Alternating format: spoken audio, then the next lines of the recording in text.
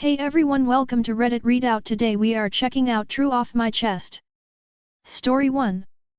I want to make beautiful music, but I'm afraid that no matter how much I practice it will never turn out the way I want it to. Outside of work I've essentially gone into isolation. I've abandoned relationships and decided to embark on the pursuit of making music. Been practicing for hours a day. Sometimes all day when I don't work. I'm afraid it will be inadequate though. The desire and urge is strong. More of a spiritual practice than anything else. Story 2. Accidentally got a spoiler in Attack on Titan. AOT spoiler ahead. Attack on Titan ended today. But before watching the last episode, I caught a glimpse of the fact that Mikasa kills Eren from a YouTube video title but nothing else. I immediately scrolled down. Now I cannot figure out, have I not known that, should I have felt 10x more thrill than I felt or not? What do you think? Be the first to comment. Nobody's responded to this post yet. Add your thoughts and get the conversation going. Story 3. My boyfriend made plans on our anniversary. This may sound stupid, especially compared to some of the people on this subject, but I'm breaking down and I just can't do this right now. Today's our 1-year anniversary, which doesn't sound like much and probably isn't, but this is my first relationship to even last this long, and I have a long history of bad, short, and abusive relationships I finally got out of the pattern of. Well, today is a huge milestone for both our relationship and for myself, finally settling down and finding the one. I planned all sorts of special stuff today to make it perfect, all sorts of things he likes, so it's a good day for the both of us. Well, last minute he decided to go hang out at a friend's and he won't be able to talk, text, or answer my calls until 10 p.m. tonight, and I'm devastated. Why couldn't he hold off? I just wanted to have some time with him for one day. Story 4. It's getting dark again. I'd done so well until this week, and now it's all fading again. I don't like it. Story 5. Sister problems. Every time I like someone, my sister asks them out or something. I was talking to this girl tonight and then my sister asked for her phone number. She's dated and talked to like 20 people that I like, and I've told her I liked them. So I really have no chance. And the only guy I've had a relationship with, played me on and then called me a ugly weirdo, and now flirts with my sister back and forth. So I really don't know. Be the first to comment. Nobody's responded to this post yet. Add your thoughts and get the conversation going. Story 6. I don't want to die young. Don't get me wrong, I'm grateful for the life I've had. I got to make a wish to meet some heroes of mine when I was a kid. I've had some fun vacations. I have great friends and an even greater family. I've had a better life in 21 years, even with my 6 total years living with cancer, than many people get in 80. But I don't want to die young. I want to backpack around the world. I want to read my sister-in-law's novel series. I want to go to college and become a teacher. I want to move into a shitty apartment and host really cramped house parties. I want to watch my nieces grow up. I want to teach my little sister to drive, help her get ready for her first date, and vote for her in her first presidential election if that's what she still wants when she's older. I want to see my brother get his PhD if that's what he still wants when he gets older.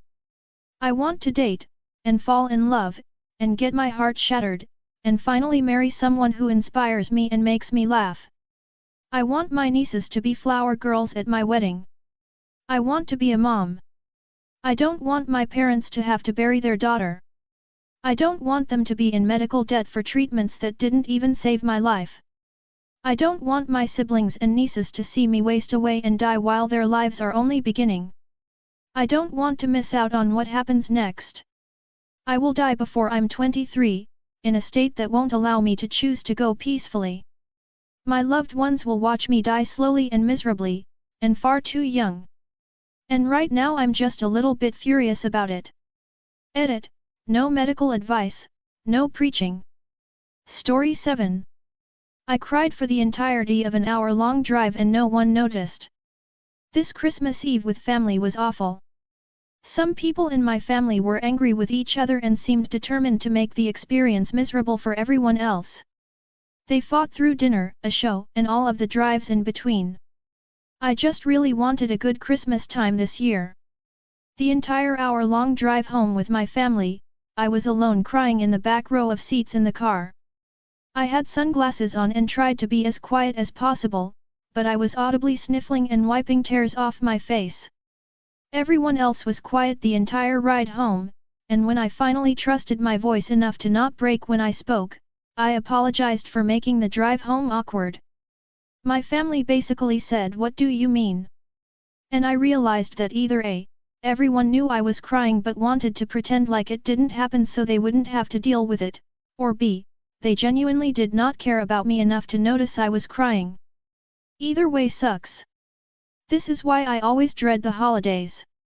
Story 8. No job will hire me.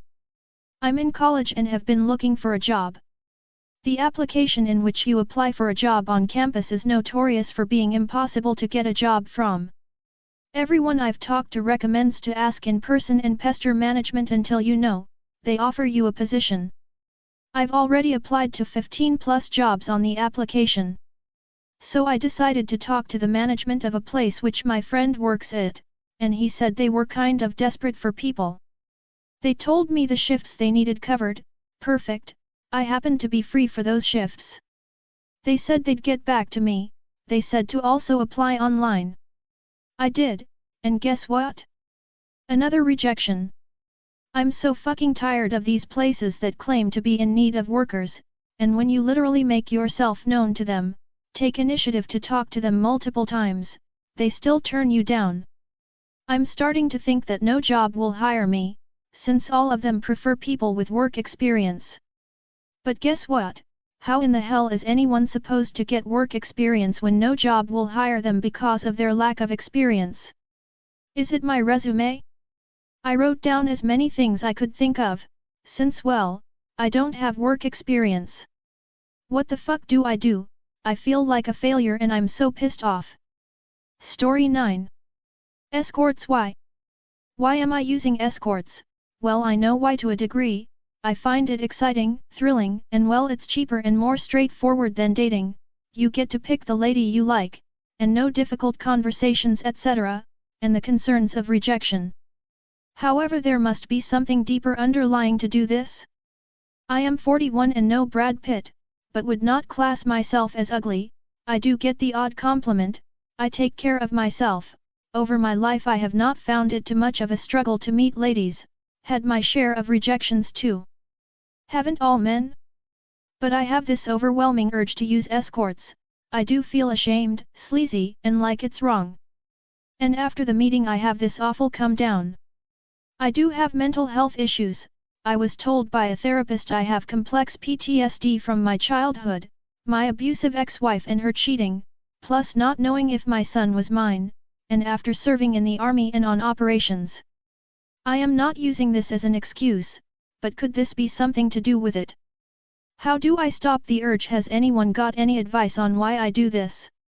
Is it a midlife crisis? I am not a scummy bloke. I'd like to think I have a decent job. I am a dad.